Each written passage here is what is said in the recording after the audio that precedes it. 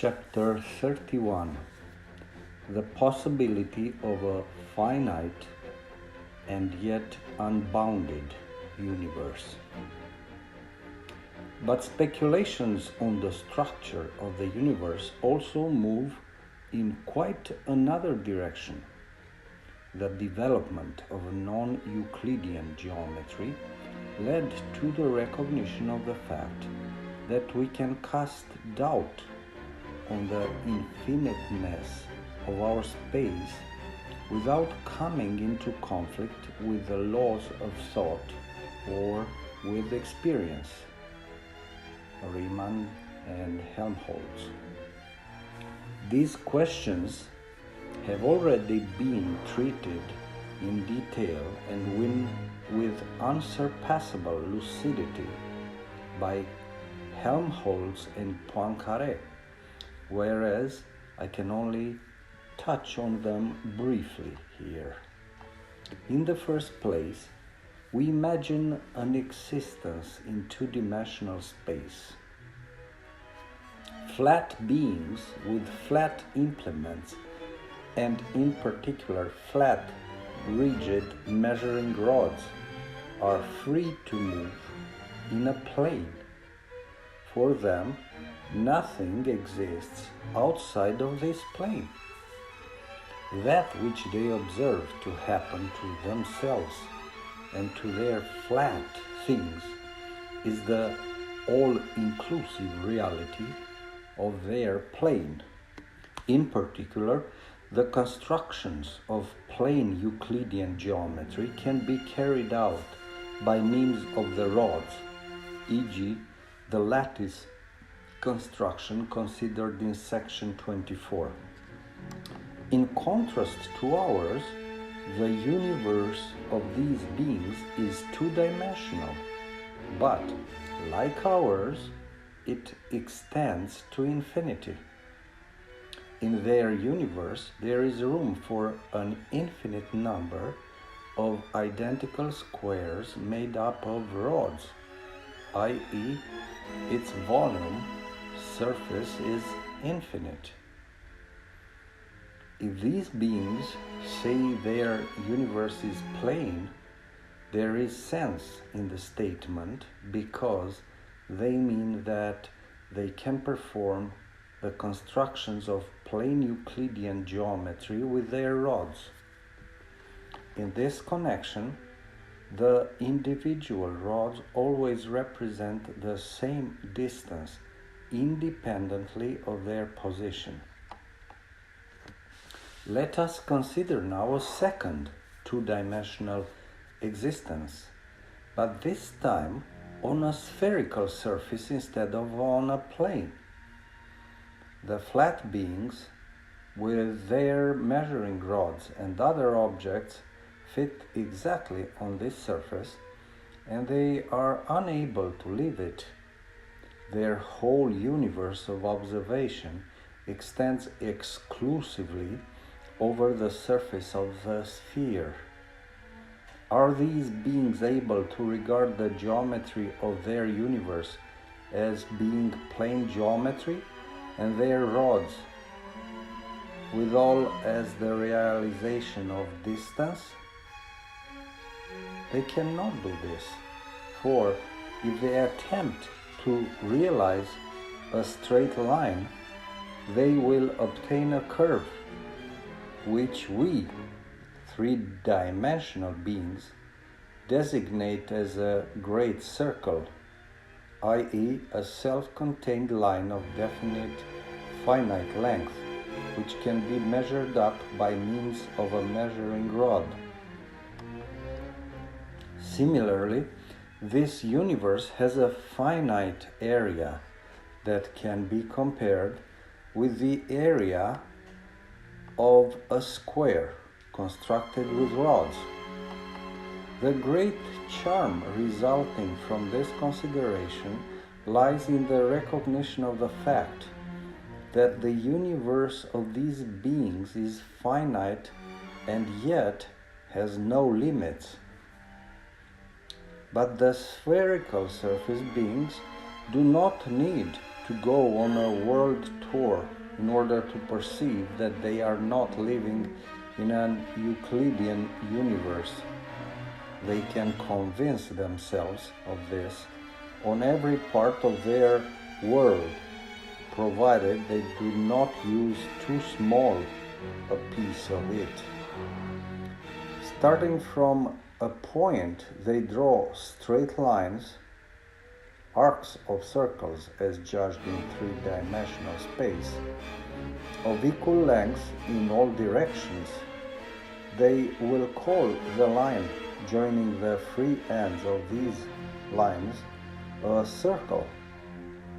For a plane surface, the ratio of the circumference of a circle to its diameter, both lengths being measured with the same rod, is, according to Euclidean geometry of the plane, equal to a constant value pi, which is independent of the diameter of the circle.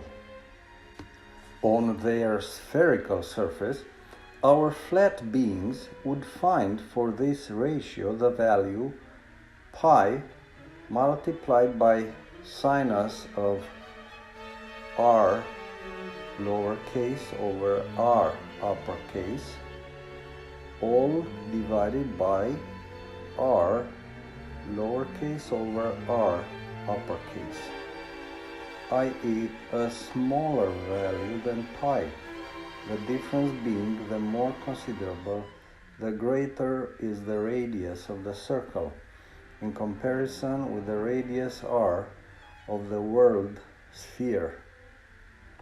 By means of this relation, the spherical beings can determine the radius of their universe, even when only a relatively small part of their world sphere is available for their measurements. But if this part is very small indeed, they will no longer be able to demonstrate that they are on a spherical world and not on a Euclidean plane, for a small part of a spherical surface differs only slightly from a piece of a plane of the same size. Thus, if the spherical surface beings are living on a planet of which the solar system occupies only a negligibly small part of the spherical universe, they have no means of determining whether they are living in a finite or in an infinite universe, because the piece of universe to which they have access is in both cases practically plane or Euclidean.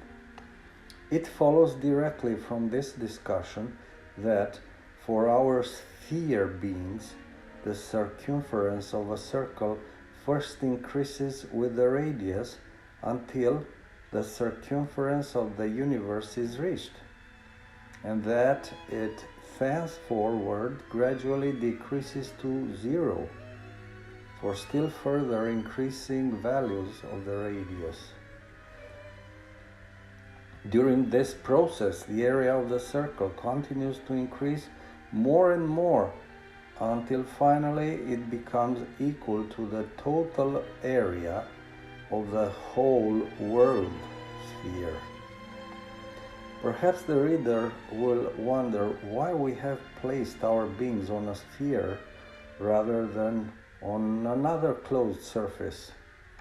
But this choice has its justification in the fact that, of all closed surfaces, the sphere is unique in possessing the property that all points on it are equivalent.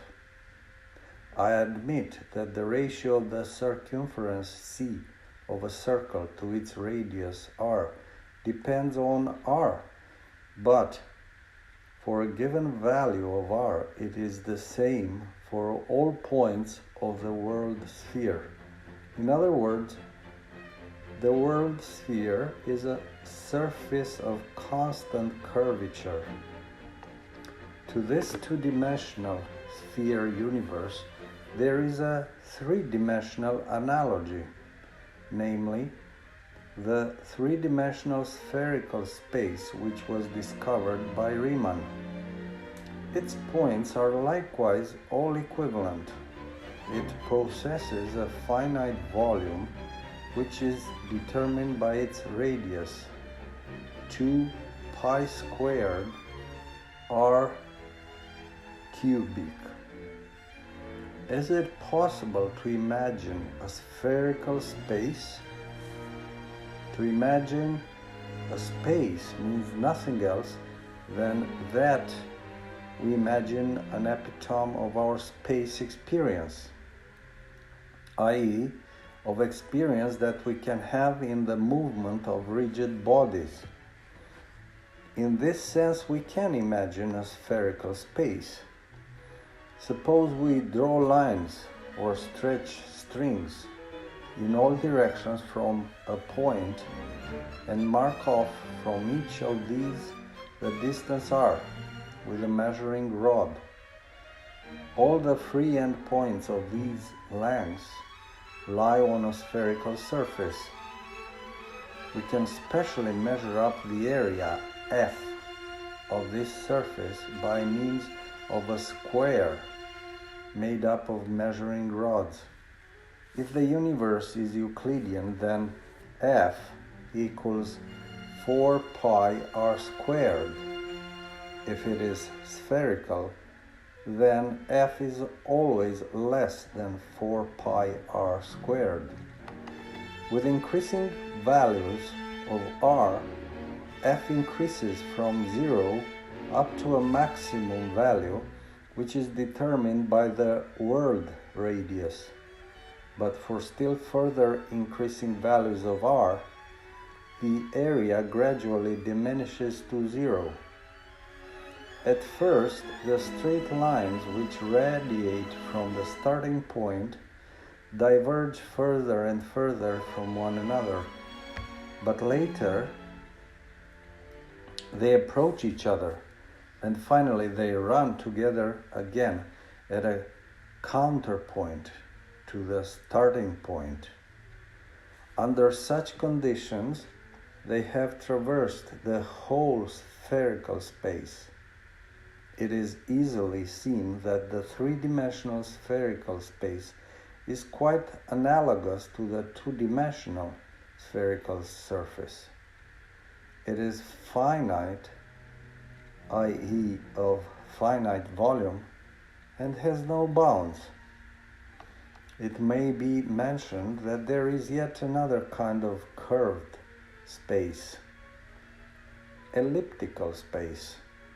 It can be regarded as a curved space in which the two counterpoints are identical, indistinguishable from each other.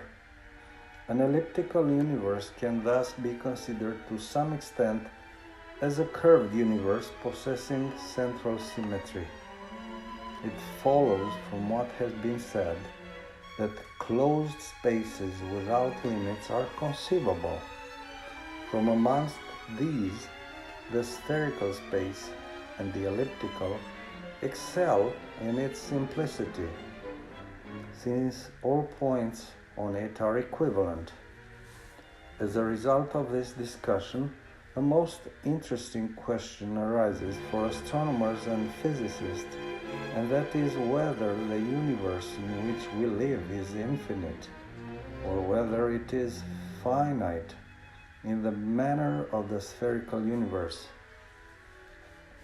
Our experience is far from being sufficient to enable us to answer this question, but the general theory of relativity permits of our answering it with a moderate degree of certainty, and in this connection the difficulty mentioned in section 30 finds its solution.